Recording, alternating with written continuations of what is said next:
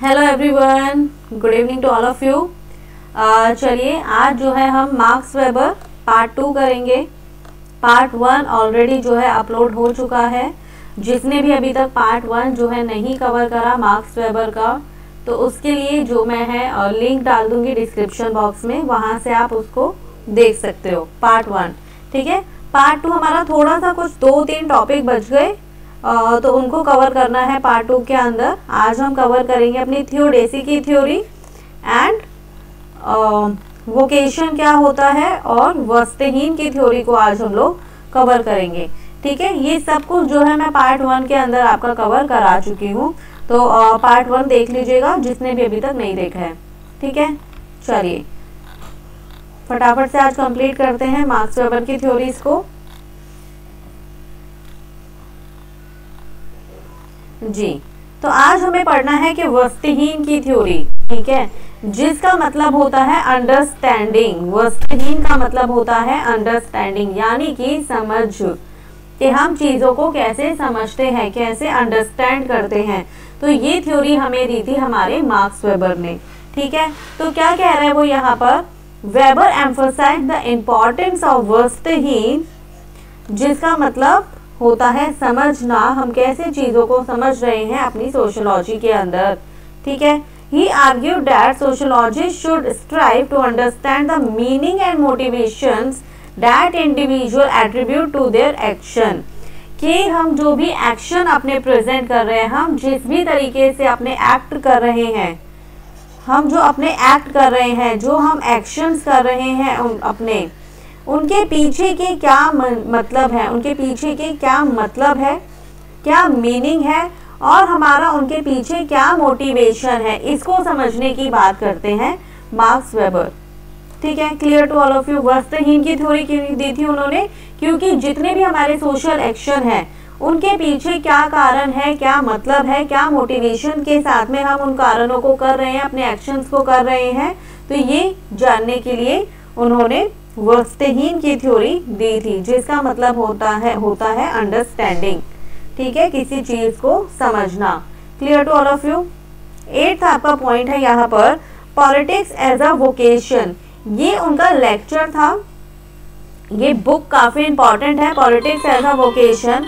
It is a lecture जो उन्होंने present करा था 1919 के अंदर, पॉलिटिक्स एज अ वोकेशन, और ये इनकी किताब भी छपी हुई है पॉलिटिक्स एज अ वोकेशन के ऊपर। Weber discuss the nature of politics and the role of politician. इस किताब के अंदर वो क्या बात करते हैं, वो नेचर ऑफ पॉलिटिक्स की बात करते हैं और रोल की बात करते हैं जो पॉलिटिशियंस प्रेजेंट करते हैं अपने रोल्स को। ठीक है, या जो भी प्रेजेंट अपने रोल को वो लोग निभाते हैं, तो उसकी यहाँ पे मार्क्स वेबर जो है बात करते हैं, मतलब पॉलिटिशियंस की यहाँ पर बात होती है।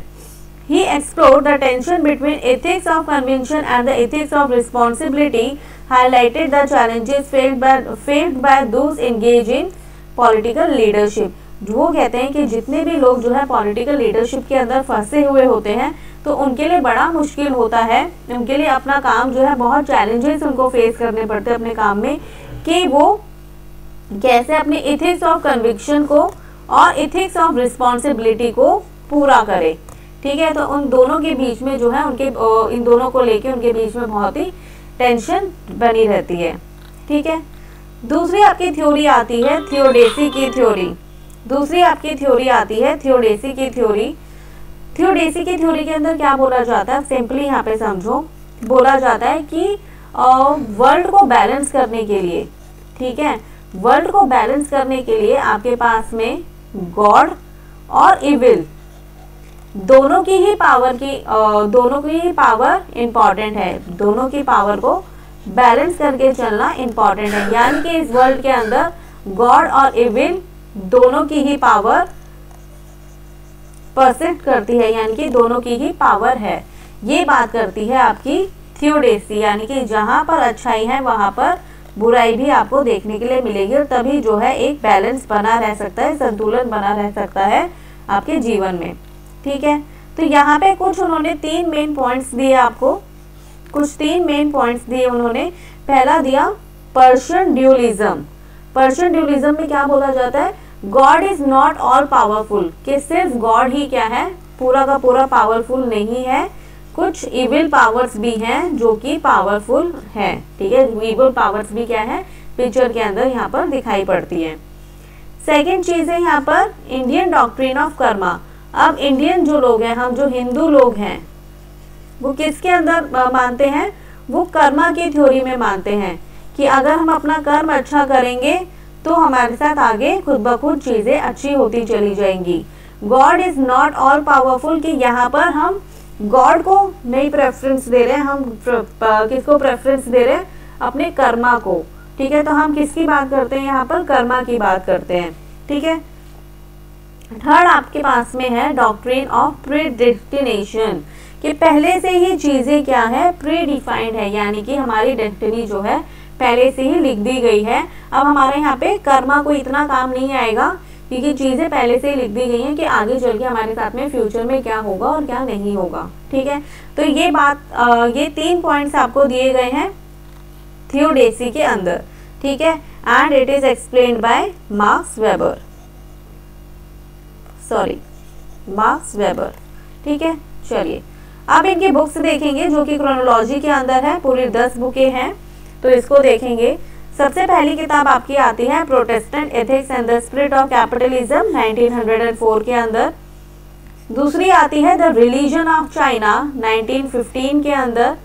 तीसरी किताब आपकी यहाँ पर आती है द रिलीजन ऑफ इंडिया, 1916 के अंदर। फोर्थ बुक है आपकी साइंस एज अ वोकेशन।